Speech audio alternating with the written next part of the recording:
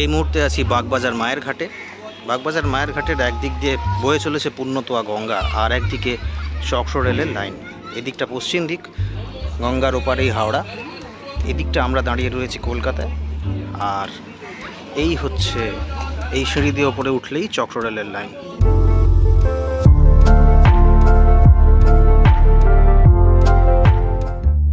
এই মুহূর্তে আছি বাগবাজার মায়ের ঘাটে। বাগবাজার মায়ের ঘাটের একদিক দিয়ে বয়ে চলেছে পুণ্যতোয়া গঙ্গা, আর একদিকে চক্র রেলের লাইন।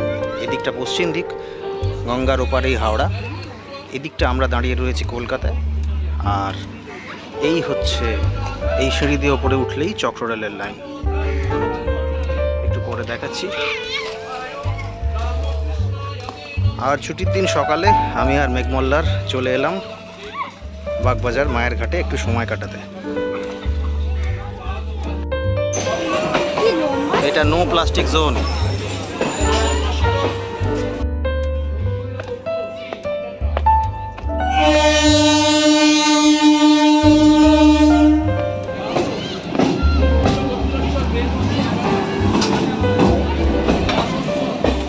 এই হচ্ছে চক্র রেলের লাইন, যেটা বলছিলাম সার্কুলার রেল বা চক্র রেল।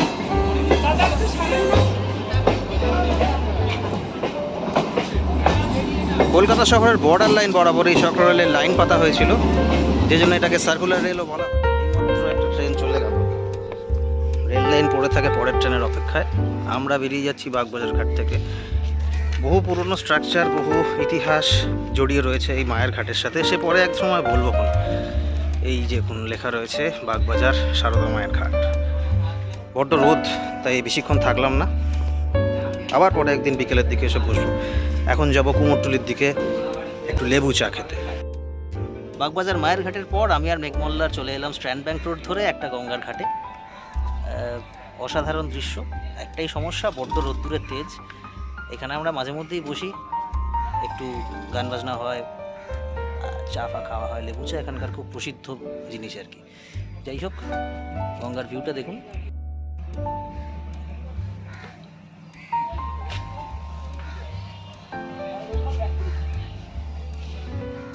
আংশিক মেঘ এসে ঢেকে দিয়েছে রৌদ্রকে।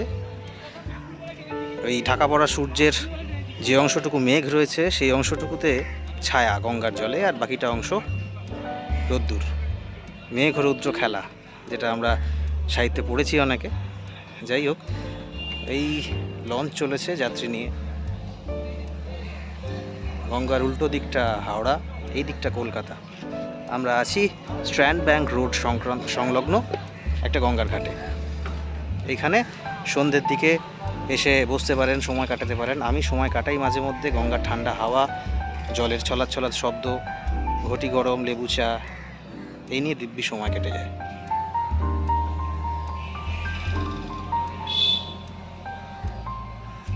বেশিক্ষণ দাঁড়ানো যাবে না, বড্ড রোদ। পরে কোনো সময় বিকেলবেলা আরেকবার আসবো। মেঘমল্লারকে জায়গাটা দেখানোর দরকার ছিল, তাই জন্য নিয়ে এলাম। উত্তর কলকাতার এরকম বহু হিডেন ট্রেজার্স আছে, হিডেন জেমস আছে, এটা তারই মধ্যে অন্যতম। এরপর দেখি কোন দিকে যাওয়া যায়।